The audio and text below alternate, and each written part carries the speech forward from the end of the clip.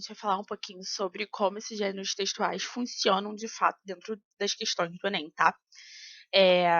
Então, fiquem atentos.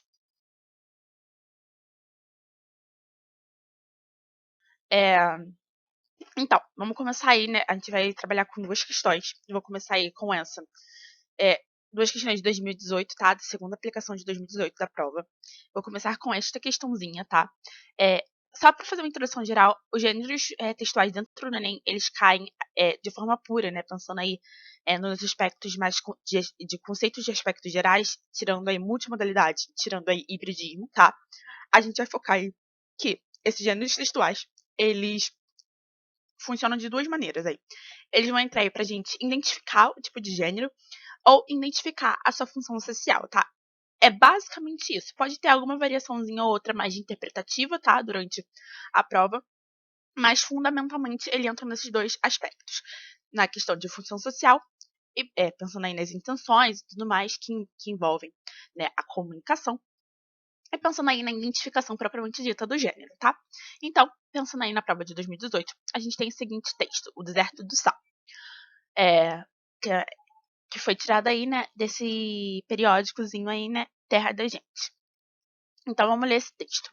Deserto do Sal. O silêncio ajuda a compor a trilha que se ouve na caminhada pelo Salar de Atacama. Com 100 quilômetros de extensão, o Salar de Atacama é o terceiro maior deserto de sal do mundo.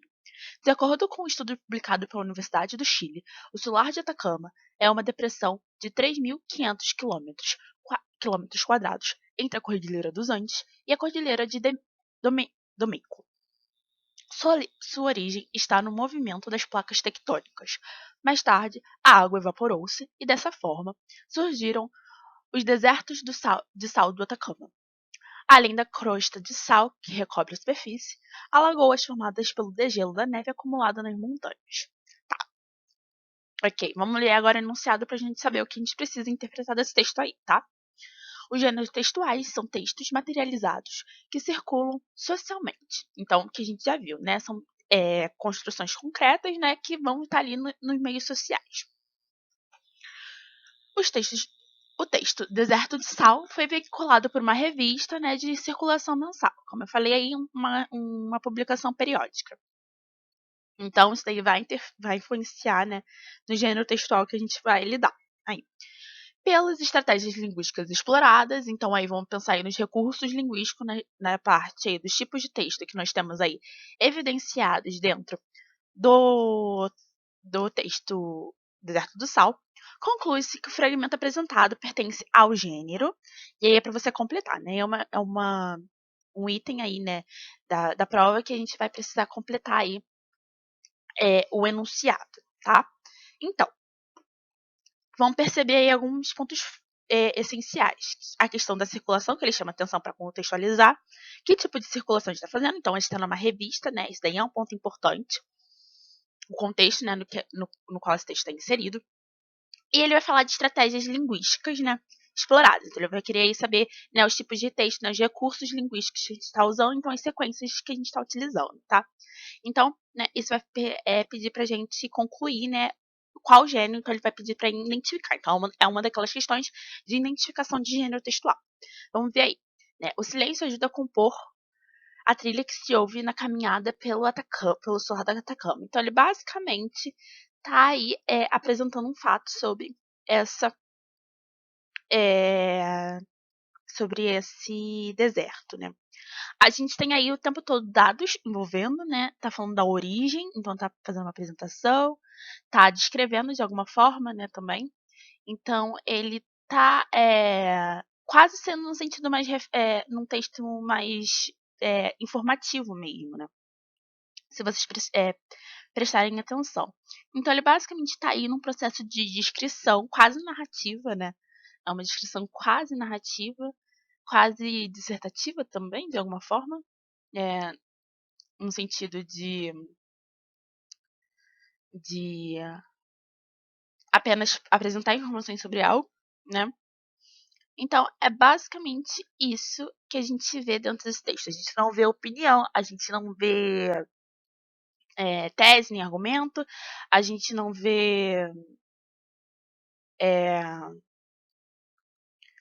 Injunção, por exemplo, né? A gente não vê ninguém tentando convencer ninguém a nada, tá? Então, basicamente, é uma representação do negócio. Então, vamos ver aqui as alternativas para ver quais se encaixam mais nessa análise que a gente fez. Pensando aí as estratégias linguísticas, né, que foram utilizadas. Então, esse gênero é um gênero relato, então ele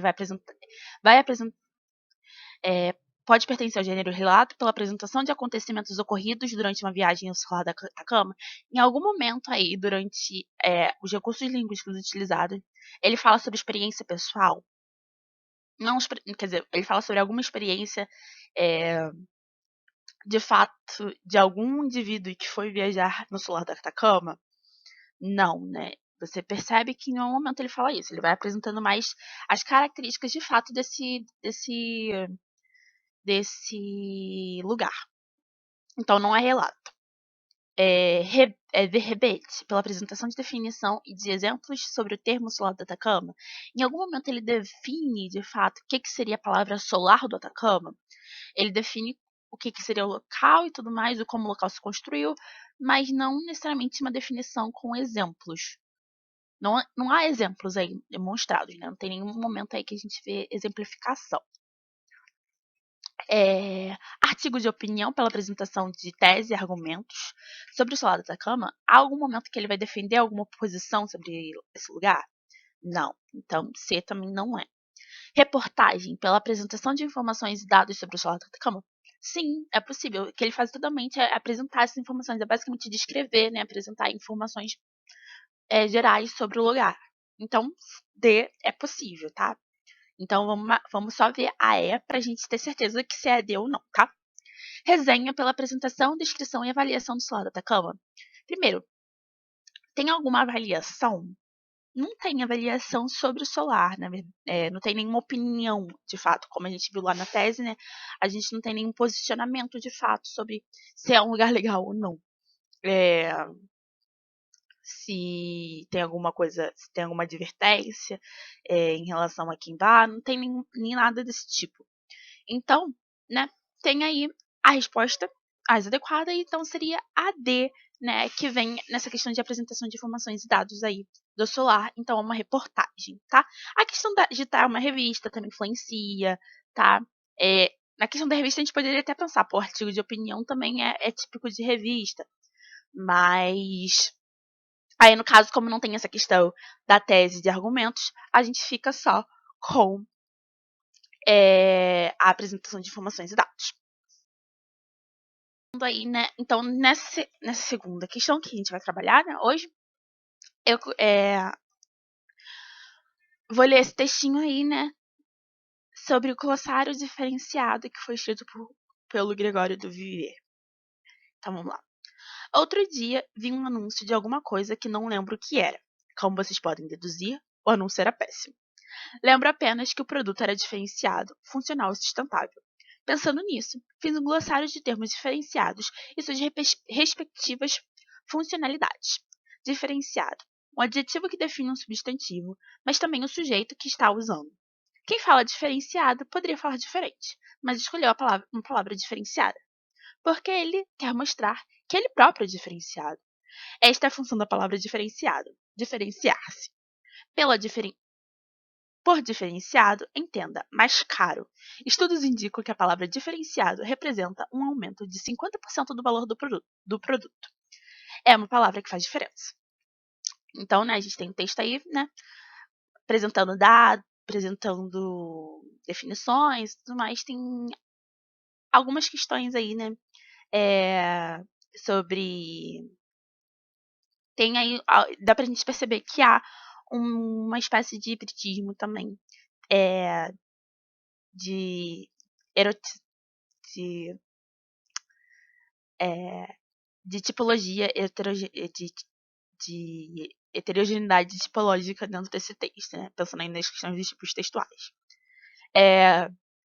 Os gêneros são definidos, entre outros fatores, por sua função social. Novamente, ele está chamando atenção, né, para a questão da função social dentro do texto, como eu falei. Então, né, vamos entender o que funciona. Nesse texto, um verbete foi criado pelo autor para.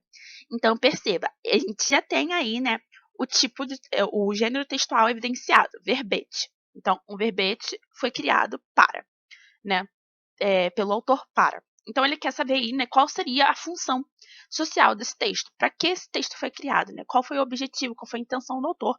E aí a gente pode puxar a função social também para esses objetivos e intenções do autor do texto, dos interlocutores do texto. Então, ele fala aí justamente, né, esse primeiro parágrafo aí, ele vai fazer uma introdução dizendo que motivou ele a escrever esse texto. Então, vamos ver aí as alternativas para ver, né, se algum encaixa com esse primeiro parágrafo. A. Atribui um novo sentido a uma palavra. Ele fala em algum momento que ele vai querer mostrar um novo sentido para essa palavra, ou ele tá querendo, ele na verdade fez uma pesquisa para identificar, né, é, qual seria, né, de fato, a funcionalidade desse texto. Então, não tem a ideia de um novo sentido para a palavra. Ele quer entender o sentido já utilizado, né, por essa palavra. B. Apresentar as características de um produto. Apresentar as características de um produto. Ele tá falando aí do produto? Esse verbete foi criado para o produto? Não, ele foi criado para a palavra que está caracterizando esse produto. Tá? Então, B não é. C. Mostrar um pensamento crítico. A gente pode dizer que dá para mostrar um pensamento crítico aí, né? Todo momento ele fala, vai apresentando aí essa questão da perspectiva dele, né? Do ponto de vista dele, de forma analítica em relação àquilo que ele viu. Primeiro ele apresenta aí alguma coisa que não lembro o que era, né? Como vocês podem deduzir, o anúncio era péssimo. Então, aí a gente tem um posicionamento crítico em relação ao anúncio. Lembra que o produto era diferenciado, funcional, sustentável. Aí não tem muito de crítica, mas tá. Ele tá explicando o contexto. Então ele vai explicar que ele fez o glossário para entender, né, as questões dos termos diferenciados e suas respectivas funcionalidades. Vamos ler aí o termo diferenciado para a gente entender as questões que envolvem ele. Um adjetivo que define o substantivo, mas também o sujeito que está usando. Até aí a gente não vê nada demais, né? A gente está apresentando aí basicamente a terminologia, a descrição do termo. Quem fala diferenciado poderia falar diferente. Então ele já tem aí, né, comparando, né, que aponta uma escolha social. Mas escolheu usar a palavra diferenciada para mostrar que ele próprio é diferenciado. Então ele vai mostrando aí, vai construir um caminho, né, apresentando uma sequência lógica de informações, tá? Para entender aí, né, um posicionamento crítico, porque depois ele vai falar que essa função da palavra diferenciada, diferenciar-se, novamente vai entrar aí nessa questão crítica. Por diferenciado, entenda mais caro. Estudos indicam que a palavra diferenciado representa um aumento de 50% do valor do produto. Então, ele vai mostrar o posicionamento crítico. Quando você usa a palavra diferenciado, você está querendo ali, né, aumentar o valor do produto. Você está querendo que isso se torne, né, algo mais valorizado mercadologicamente. Então, sim, isso pode ser um posicionamento crítico do uso dessa palavra em anúncios, tá? Então, né, C é um possível. Vamos ver aí se a D e a E podem também se encaixar. Registrar o surgimento de um novo termo entra ali, né, na A. Ela é uma outra perspectiva da A. Enquanto a A você vai criar uma polissemia, na D você vai criar ali, né, você vai pensar aí no surgimento de uma nova palavra, tá? Mas aí, né, a palavra diferenciada, a gente sabe que existe dentro do contexto, já tanto que ele falou que ele viu que essa palavra existia e ele queria entender a funcionalidade, né? Ou seja, o uso dela no cotidiano, tá? Então, D não é. Contar um fato do cotidiano, ele simplesmente está contando o que aconteceu, está tendo um caráter aí mais de relato, mais de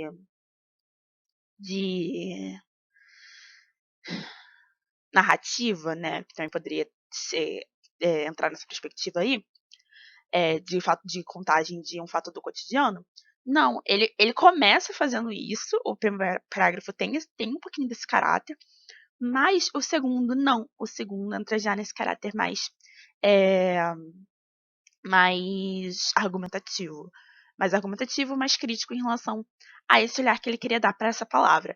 Então, pensando aí na construção do verbete, que era o foco aí do enunciado, a resposta seria a C, tá? Por hoje é isso. Espero que vocês tenham conseguido entender basicamente os conceitos. Tentem fazer, eu vou botar uma lista lá de questões para vocês no Drive, tá? E aí vocês vão lá tentar fazer, pensando nesses aspectos que eu falei, essas questões pensando aí na identificação de gêneros e na função social, tá? Para vocês conseguirem desenvolver legal a prova. Bons estudos, cuidem-se, se precisarem ficar em casa, fiquem, se precisarem sair, usem máscara e até a próxima.